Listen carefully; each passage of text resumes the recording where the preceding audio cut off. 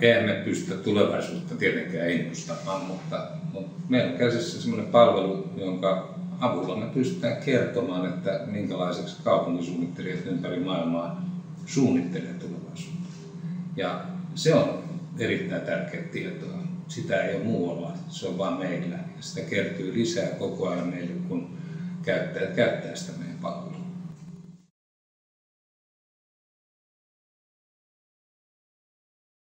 Ilmastonmuutos on megatrendi, joka vaikuttaa niin talouteen kuin politiikkaankin. Investoinnit siirtyy fossiilisista uusiutuviin energioihin ja valtiot sitoutuu erilaisiin päästörajoituksiin.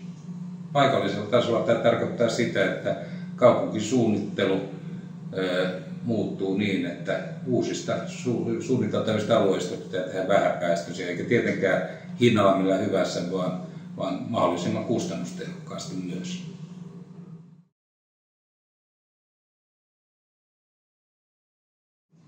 Kunnillehan tämä tulee kalliiksi. Että joudutaan teettämään konsulteilla tämmöisiä arvokkaita ja aikaa vieviä analyysitöitä. Et kunnat tarvitsisi kipeästi sellaista työkalua, joka olisi helppo, nopeakäyttöinen ja jolla tämmöisiä simulaatioita ja analyysejä voitaisiin tehdä määrättömästi.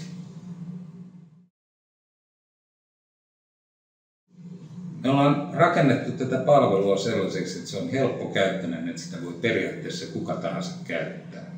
Tärkeää on, että kaikki keskeiset asiat on otettu huomioon. Rakennukset, energiakulutus, liikenne, nielut ja kuluttajaprofiilit. Tämä ei ole tiedettä, mitä me tehdään, vaikka meillä onkin vankka tieteellinen perusta tälle laskennalle. Olennaista on se, että tämä on päätöksenteon tueksi tehty työkalu, jota pystyy käyttämään, vaikka ei olekaan asiantuntija. Yksi ihan keskeinen juttuhan tässä on se, että tässä pystyy ihan aitoja oikeita cleantech-ratkaisuja ja tuotteita niin katsomaan, että miten ne vaikuttaa tähän yhdyskuntarakenteeseen ja päästöihin. Toinen olennainen juttu on se, että tässä voi vertailla erilaisia suunnitelmia keskenään, vertailla niiden päästövaikutuksia, vertailla niiden kustannuksia toisiinsa, sekä omiin aiemmin tekemiin että sitten toisten tekemiin suunnitelmiin. Me ei oltu itse asiassa itse edes tajuttu sitä, mutta yksi professori totesi nähtyään tämän meidän palvelun, että tämä suurin arvo on tuossa tiedossa, mitä se kerryttää sisäänsä. Ja nythän se menee niin, että kun käyttäjät tekee tänne yhä uusia suunnitelmia, kaikki ne jää meille ja me pystytään niitä ristiin analysoimaan ja kertomaan monenlaisia tärkeitä asioita yrityksille ja tutkijoille siitä, että minkälaiseksi tätä maailmaa ollaan suunnittelemassa.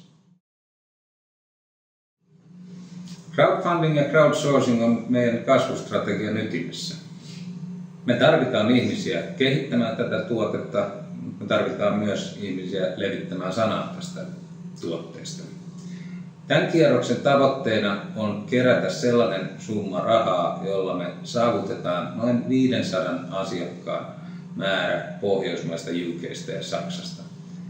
Sen jälkeen me järjestetään seuraava kierros ja valuaatte on 10-kertainen ja niillä varoilla on sitten tarkoitus vallottaa maailma.